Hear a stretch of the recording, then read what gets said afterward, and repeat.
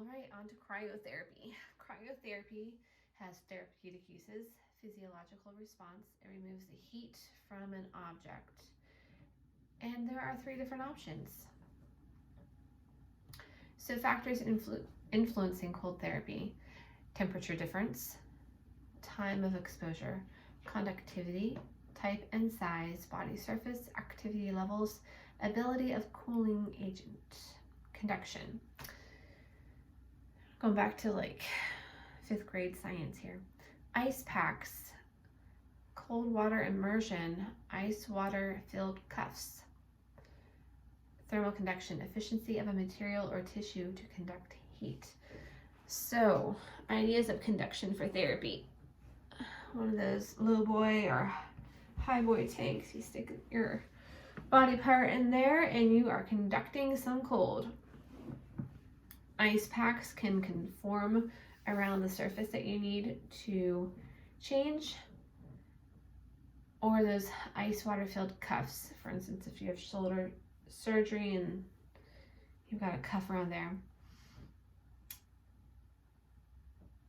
C-band conduction, cold, burning, aching, and numbness. Always educate. Convection, direct between skin and fluid, like a cold whirlpool. That's where we're going there. That's a high boy and low boy. Then why are you talking about conduction for cold water immersion? Molecules moving around an object. Blank is times greater in water than air. It is rarely used, and it is not appropriate during acute phase of healing. No convection. Don't do it. Evaporative cold therapies. This one, Adam really likes. He likes the idea that you can coolant spray somebody's scalenes or your traps, and that way if you have some really big spasticity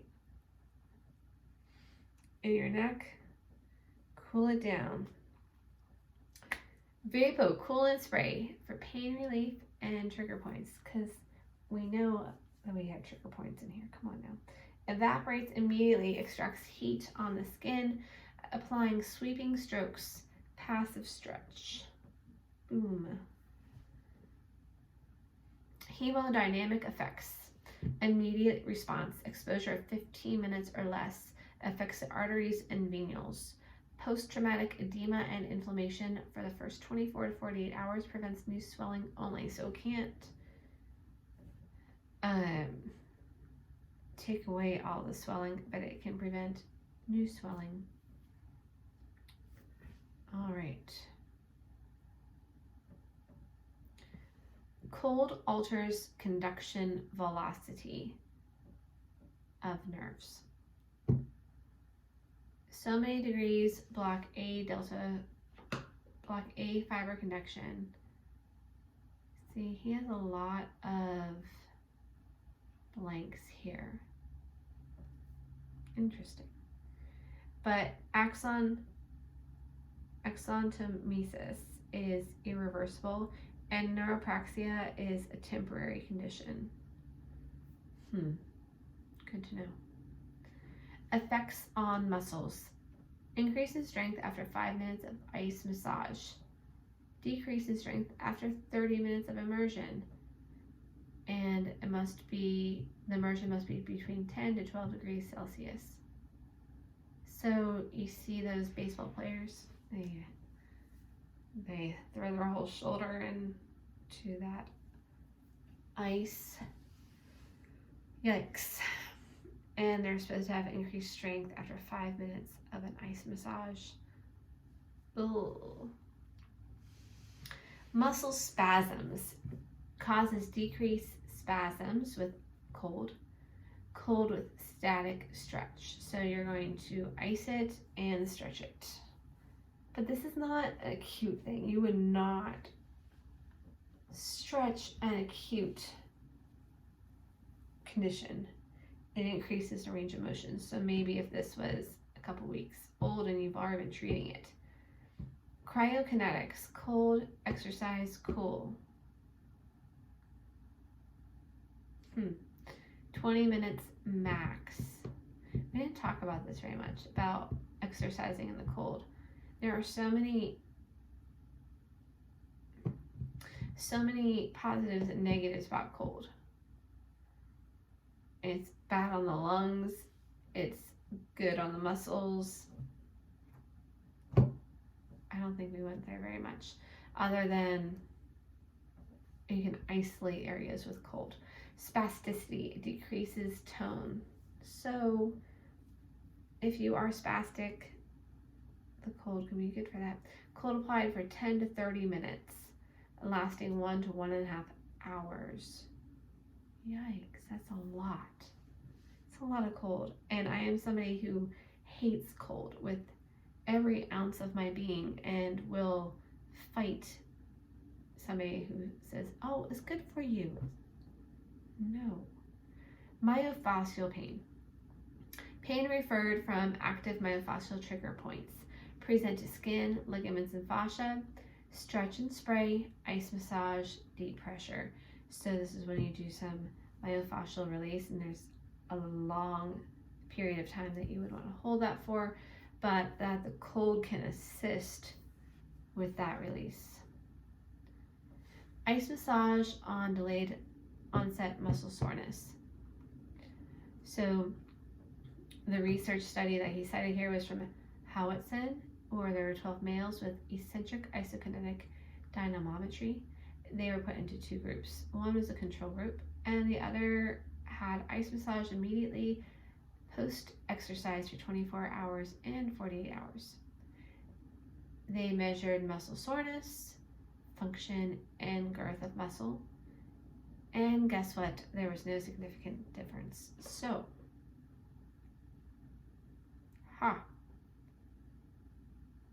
just makes me feel better about my dislike of ice. Guidelines for use. Familiar with medical history. So if somebody is really adverse to cold, like myself, then you wouldn't do that to them. Unless there was some dynamic reason why, you've got some research to back you up on it. And it would be after injury, safety considerations, small region first, test it, avoid stressed area for 2 hours. Reasons to use cold. It's inexpensive. You use by a layering of towels for hygiene, chemical ice packs, stay cool to 15 and 20 minutes. So it's cheap and it's easy. Small regions over the muscle belly, trigger points, or bursa. So if you had a lateral epicondylitis, you can stick your ice right there. Okay, use by freeze top in cup, freeze water in cup, and you want it for a 10 to 15 centimeter area. So you could do it for like a medial malleolus, or you could do it for a retinaculum of the wrist, flexor or extensor, and you will feel that burning and aching for 1 to 2 minutes. So it will feel nasty for a couple minutes. Cold baths. Cool distal extremities. Water temperatures range from 13 to not very much. So probably that 20 degrees Celsius. Lower temperatures, shorter times. So you're not in there for very long. That picture that he put on there. Ooh. Vapocoolant spray, position in relaxed position. So if you were trying to treat somebody's trap, you probably have them relax in a prone position, relax their head, get to that position and just so that they're comfortable. Muscle is a passive stretch. Spray in unidirectional motion using the trigger point and referred pain regions. So you're not going to go outside of it, just use it where you need it. Gels, perception of cold, biofreeze, Bengay, easy to apply, and they're portable. So I love biofreeze. I haven't tried Bengay, and they are easy to apply, and they are portable, and you're not actually cold. It's like a freeing feeling. And the only thing is you have to wash your hands after you put it on because your fingers are going to feel it too.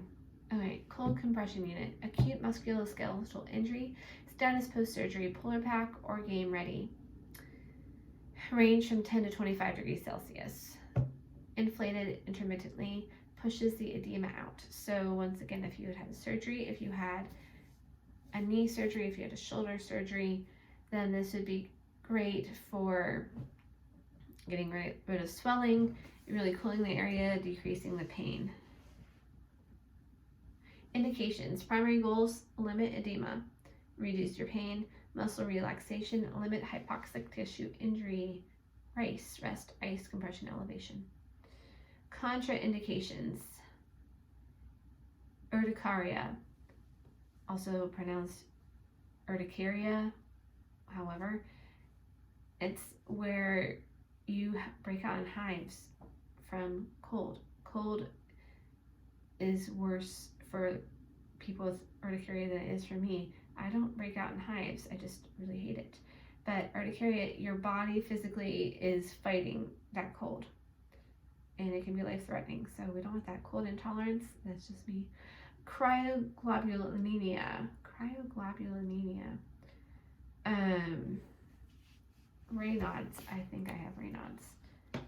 Gotta love it when in the cold your fingers go white and you don't get much sensation of, your fingers don't turn red again for a while.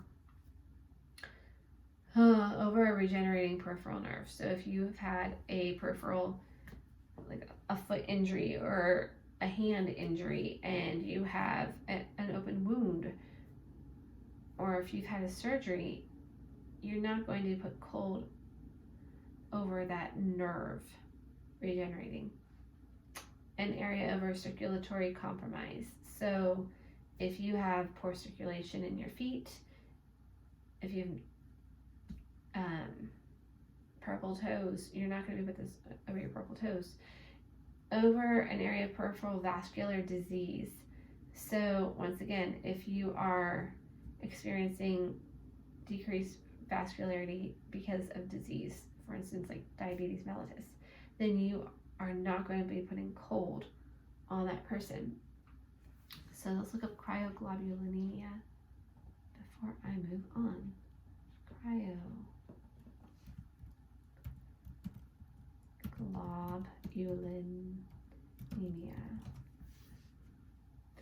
is a form of vasculitis, a family of rare disorders characterized by inflammation of the blood vessels, which can restrict blood flow and damage vital organs and tissues. Symptoms are skin lesions, joint pain, peripheral neuropathy. So, once again, stay away from the numbness. Precautions, hypertension, over a superficial peripheral nerve, over an open wound, poor sensation, poor cognition, very young or old, or aversion to cold.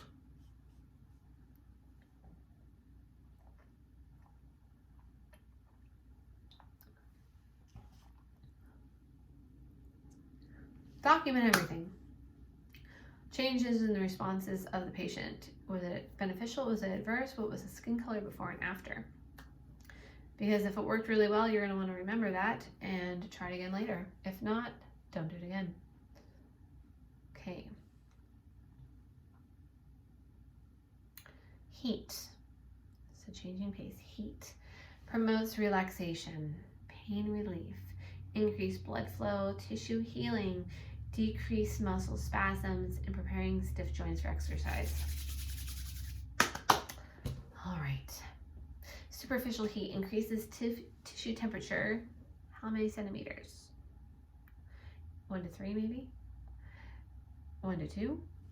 What's superficial? Let's find out. Used for superficial joints with minimal soft tissue.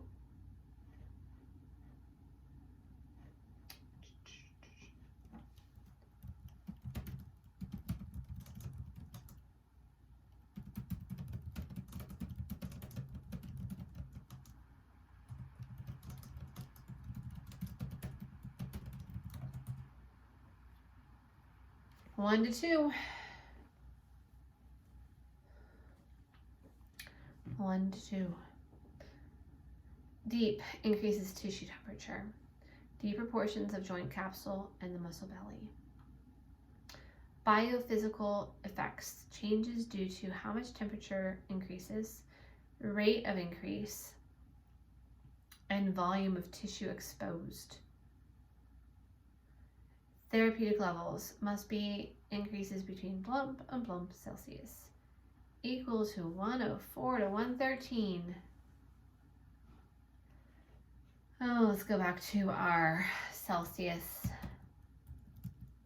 to Fahrenheit. So if it is 104, it'd be 40 to 45. Yep, 40 to 45 degrees Celsius, which is 104 to 113. It's got to be hotter than your body. Metabolic reactions. Temperature influences chemical reactions. Metabolic rate increases with heat. Makes nutrients more available for tissue healing. Push it through, push it through. Vascular reactions. Depends on modalities. Mechanism for change. Skin versus skeletal muscle. Magnitude of change. Structure-based. Cutaneous blood flow. Primary role for core temperature.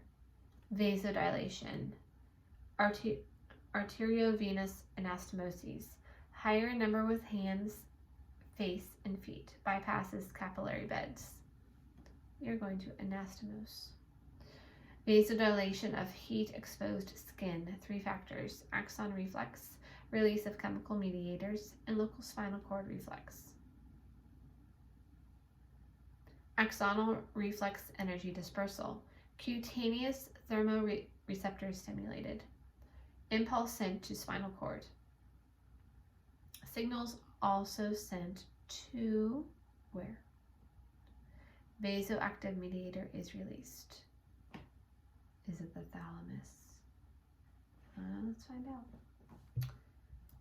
Okay, cutaneous thermoreceptors sent message sent to what?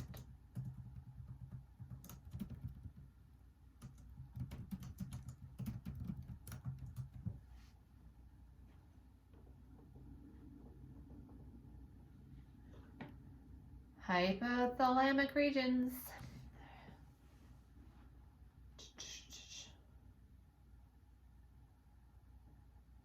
Hypothalamus. Chemical mediator energy dispersal. Heat equals mild inflammation. Chemical mediators released. Histamine and prostaglandins. So we're back to those dang allergies again. Temperature, something, and capillary permeability increases.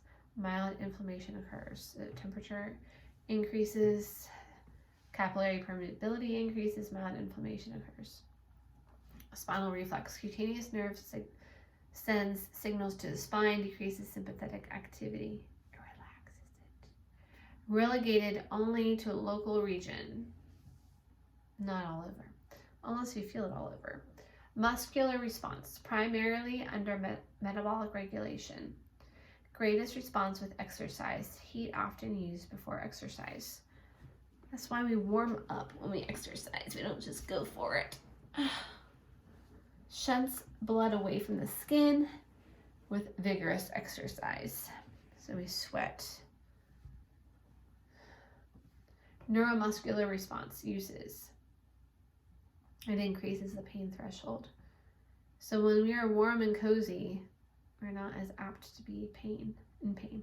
Mechanism is not well understood. Clinically appropriate though. Isn't that funny?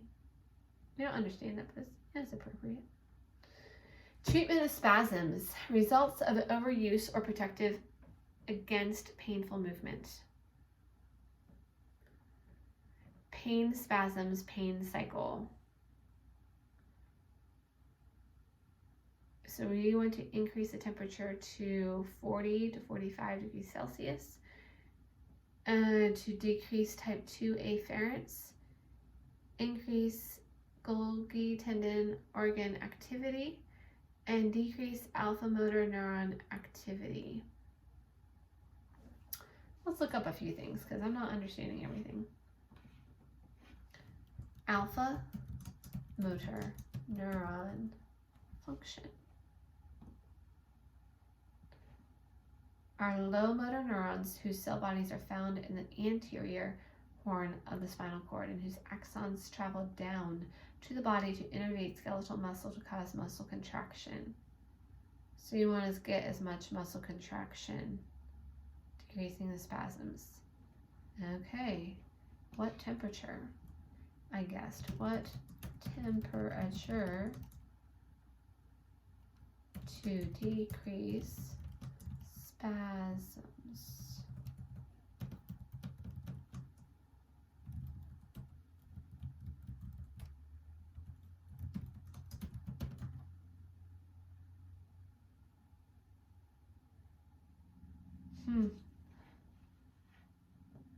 Don't you love it when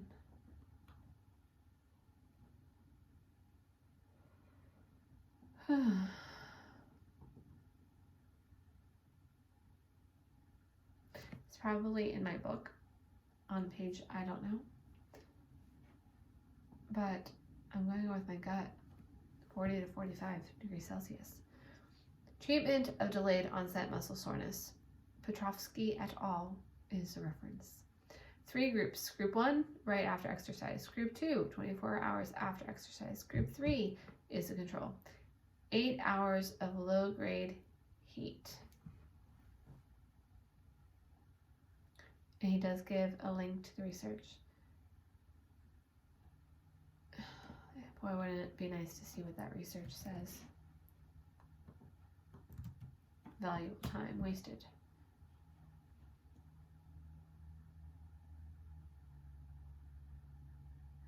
So, to assess the impact of heat applied for 8 hours immediately after 24 hours after exercise on delayed onset muscle soreness in large skeletal muscle groups measured by subjective and objective means. 3 groups of 20 subjects, ages 20 to 40 years old. Squats were the exercise in question. 1 group had heat immediately after, 1 group had heat 24 hours after, and in the 3rd group, no heat. Hello quads, stiffness of quads.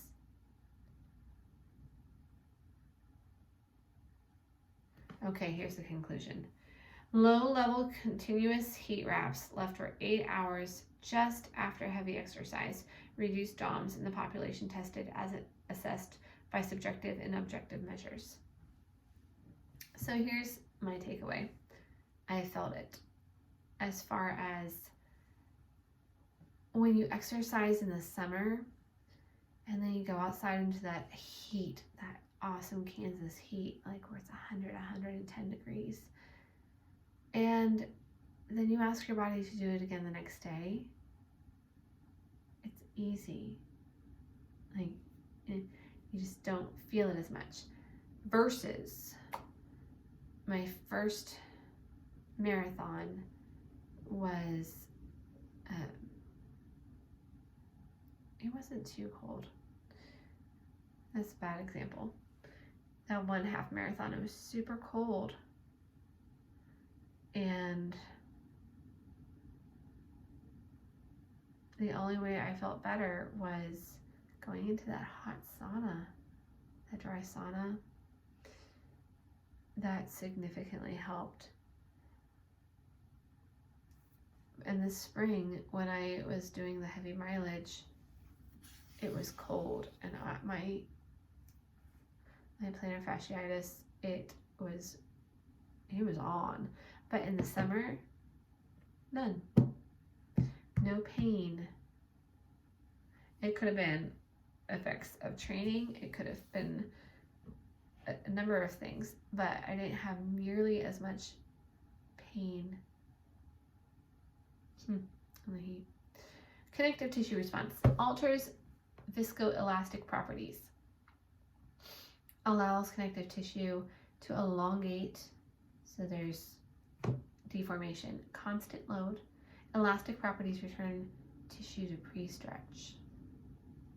3 techniques. Constant load to overcome tissue elasticity, rapid stretch followed by holding, constant rate of stretching using slow, steady stretch. So 3 techniques there. Physical principle. Greatest increase at 0.5 to 2 centimeters from skin. Temperature increases to max within 10 to 15 minutes. Consider the body region. Okay. Conduction types. Moist heat pack, paraffin, microwave heat pack, electric heat, air activated wraps. So the energy from the modality is lost and given to the skin. Heat moves, cold doesn't move. What? So moist heat packs, canvas or nylon filled with sand or a hydrophilic substance. Water. It's super freaking hot. Okay, moist heat packs. Moist heat packs temperature. 140 to 160 degrees it says here. On my notes it says up to 167. How to use. Whew. So it's at that temperature where your body sends out the signal of it's too freaking hot. So we use 6 to 8 layers, and it's dependent on the position. So if you're having somebody to lay on it, you're going to need more layering than, say, you lay it on top of them. Hello, gravity. And pressure and all that kind of stuff. It can leak, covering entire treatment area. Paraffin wax, mixture of wax and mineral oil, heated to about 113 degrees Fahrenheit. It has a low melting point, conducts heat slowly. Mineral oil assisted in lubrication and conditioning of hand, can be used for scarred skin. So once again, you don't want to do this right over a wound. It would have to be after the tissue repaired itself. It would have to be before that 60 days out when the scar tissue is not as pliable. Skin grafts. Paraffin wax, how many days after a skin graft? Paraffin wax, how many days out after a skin graft?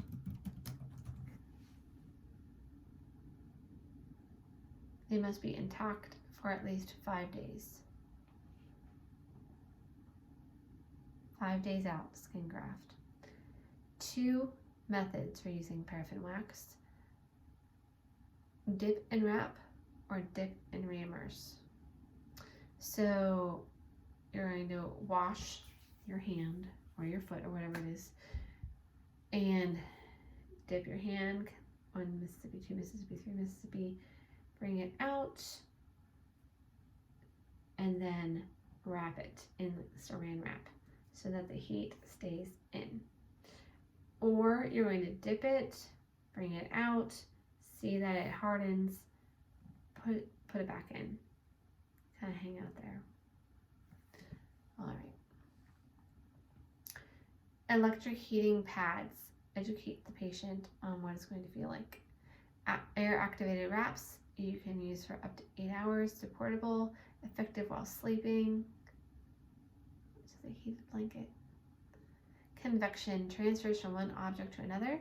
Circulation around area being heated. So those are like the British baking shows where you have the convection ovens and they have a fan in the oven, so there's a nice even heating versus our radiant heating here in the US, or maybe it's just my cheap oven. Fluidotherapy is a dry heat. It's actually corn husks inside of this machine, and you have a glove and you don't actually feel the corn husks, do you? Yeah, you do, but you have a glove, and the glove goes up your arm so that the corn husks don't shoot out, and you feel it nice and relaxing dry heat around you. Don't you love my ulna there? All right, from 102 to 115 degrees Fahrenheit. Agitation speed can be adjusted, so it's flying around you. So you can do range of motion exercises while your joints are being heated.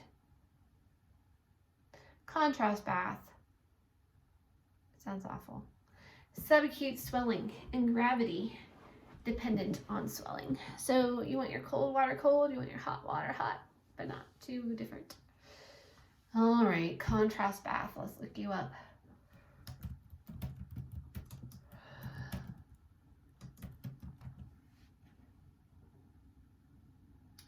All right.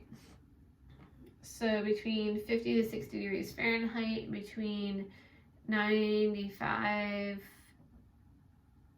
to about 106 degrees Fahrenheit. 3 minutes of hot, 1 minute of cold, 20 minutes, back and forth, and that way you want to decrease swelling of that joint. Time with all the heating modalities are between 15 and 30 minutes. They're not well studied, but they sure do feel good. Test region for hypersensitivity or allergic reaction. Contraindications for heat. Areas lacking thermal sensation. So if sensation testing does not pass, do not do it. Vascular insufficiency or disease. So once again, there's poor circulation, disease in the area, don't use it. Recent hemorrhage or potential hemorrhage, don't do it. If you're gushing blood, don't do it. Areas of malignancy, if you have cancer in the area, don't do it. Areas of acute inflammation, ice. Over infection, you've got pus draining out, don't do it. Over areas of rubs have been applied. If you put Bengay all over your body and then put a moist heat pack on, don't do it. Cognition, language barriers. If you don't understand what's going on, don't do it. Documentation, same as cold, modality, use, method of application, duration, body area, patient position, precautions or concerns, skin check before and after. How to decide whether to use hot or cold. What stage of injury are you in? Acute, cold. Subacute, heat. Chronic, heat. Area to be treated, medical status, patient preference. Using